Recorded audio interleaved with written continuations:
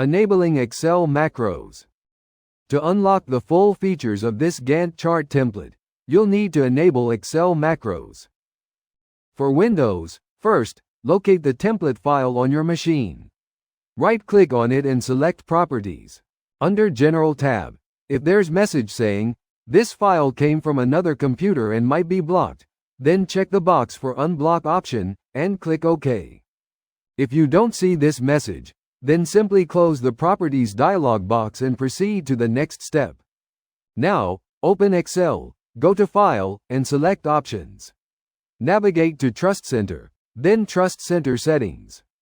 In Macro Settings, select Disable VBA macros with notification. Then click OK. Close the Options dialog box, and close Excel.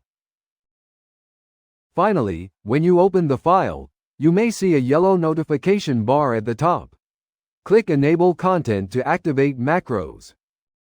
If you're on Mac OS, open Excel, go to Excel, Preferences, Security, and select Disable VBA macros with notification.